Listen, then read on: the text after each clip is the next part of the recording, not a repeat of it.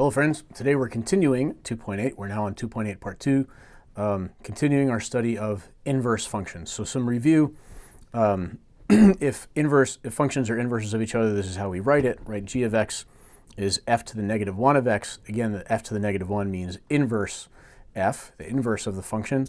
It's not saying 1 over or anything like that. And so if xy is a point on f of x, then yx is a point. We can switch the x's and the y's. That's what it means, right? Just if you think of a function as an input-output machine, then the inverse is switching the input and the output.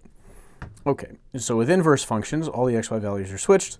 The domain of f is the range of inverse f, right? However, a continuous function will only have an inverse function if it is strictly increasing or strictly decreasing. In other words, if it's going up the whole time or going down the whole time. If you have something that's switching going up and down, and then you create the inverse, then the inverse is going to fail the vertical line test, and it won't actually be a function. All right, so let's look at some examples now. If we have a continuous function with the selected values in the table, let g of x be the inverse of f such that g is the inverse of x. And so what I've done is I've already created the table of values for g of x here. And again, all I did was I took f of x and I switched the input and the output. So it says let f be a continuous, so f of 0, so here, f, let me actually be writing here, f of 0, so I go to 0 and that's 1, so that's going to be f of 1. But then f of 1, when the input is 1, then I get negative 1 coming out. Okay, what about g of negative 3? Well, when I have an input of negative 3 into g, which is the inverse, I get 4, right? Because negative 3 is 4. The output of negative 3 has an input of 4, so switched around over here. So this is actually just very simple. So g of negative 3 equals 4. G of 6, if I have an input of 6 into g, then I get an output of negative 3. Okay, g of negative 1. Okay, well, g of negative 1, when I have an input of negative 1, I get 1 coming out. And then g of 1, when I put 1 in, I get 0 coming out. All right, and I'm looking at the table over there on the right in red. So now I want the composite of inverse of f of negative 2. Okay, well, already I know that I should get negative 2 out because that's part of what makes an inverse function, right?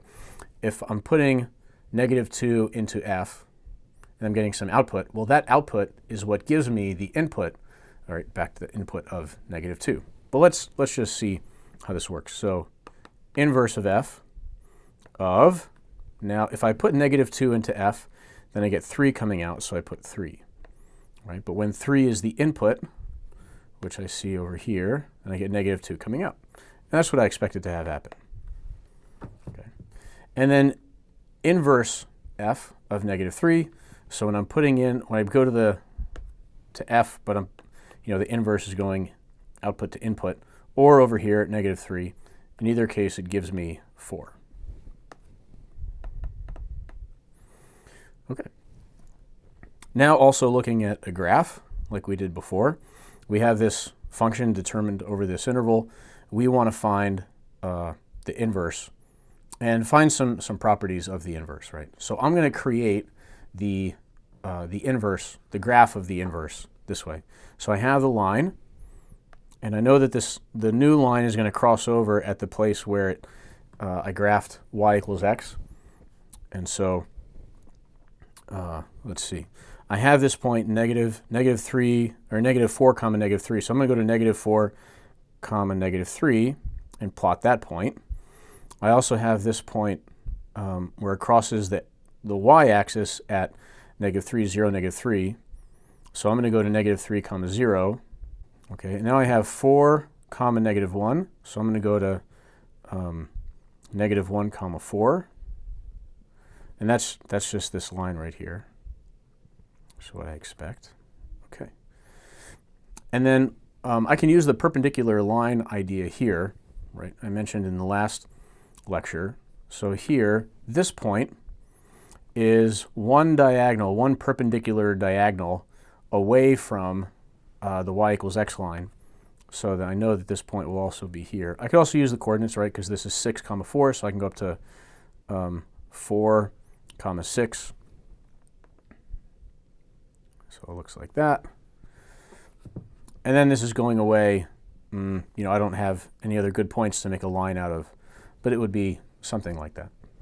Okay, so now it says, what is the minimum value of k of x? Okay, and the answer is -3, right? Because here's k of x. This is k of x. It's the original.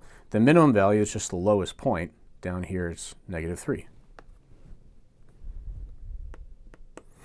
And it says, what is the minimum value of inverse k of x? Well, inverse k of x is the blue line that I created, and that's the lowest value, so it would be -4. Okay, so inverse k of 6. When I go over to the graph, if I try to put in 6 and I go up, I can't find the inverse, right? It's off the graph. But what I can say to myself is this: what input gives me an output of 6 in the original? So in this line, what input gives me an output of 6? So I go across and I get 11. So that means that when I put in 6 to the inverse, I get 11 as the output.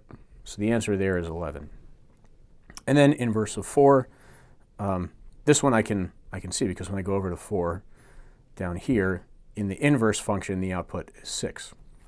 Here's another function where I have, it's constantly decreasing. So there is an inverse of this function, you could say. Okay, and there's my line, y equals x.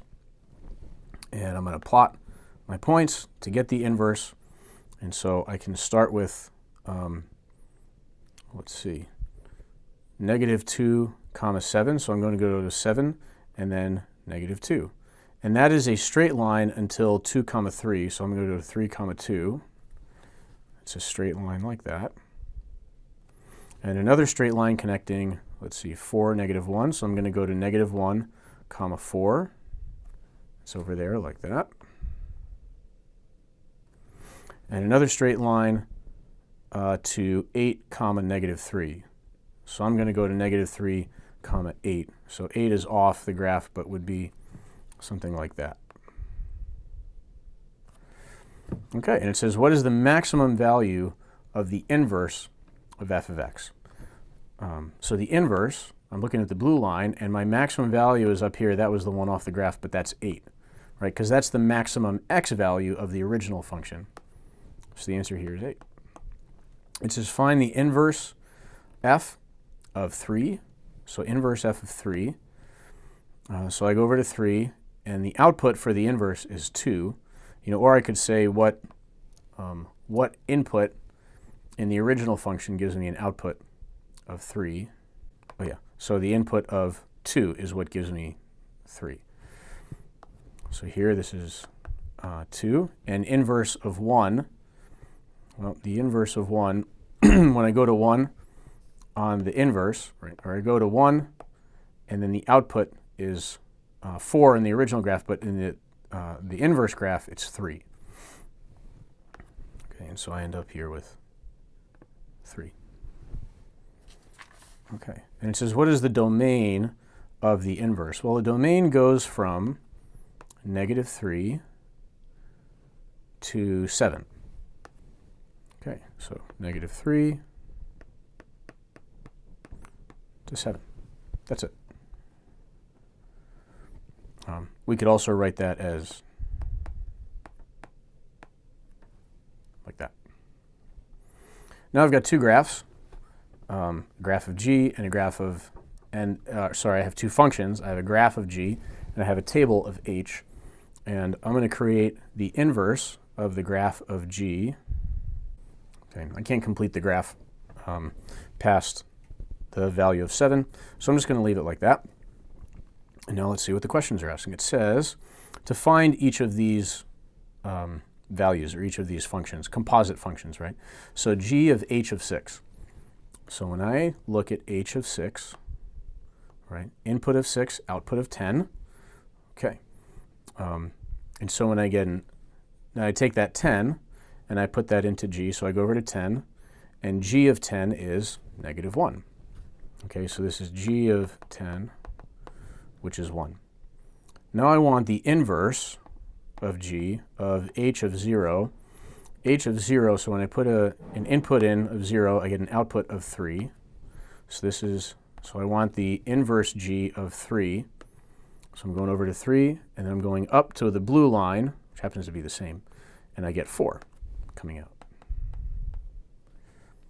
Okay, so now, again, it's just composite functions, but using these inverses. Now I want inverse h of g of 8. Okay, so when I go over to g, input of 8 gives me an output of 0. So inverse h of 0. So now I'm going over here to my red table. Input of 0 gives me an output of -1. Okay, and now the inverse of h of the inverse of g of -1. That's a handful. So inverse of h. But now I want to find the inverse of g of -1. Okay, so I go to -1, and then the output is off the chart. I don't see it. So what I have to do is I have to use the original function and find what is the input into the original graph of g that gives me an output of -1. Well, here's -1. I'm going across, and an input of 10 is what gives me an output value of -1. That means an input into the inverse of -1 would give me an output of 10, and so that's what I want. And so now the inverse of h of 10, so an input of 10 into the inverse of h gives me an output of 6. Okay, and so we've got inverses, and we've got composites, and we've got graphs and tables and equations. You need to be familiar with how to do all of that kind of stuff, especially moving forward. It's important for analyzing and thinking about what we're going to be doing next with logarithms and that kind of thing on the AP exam. And then it's useful also in future math classes, and even in physics we use this idea. So thanks for watching. Don't forget to like and subscribe.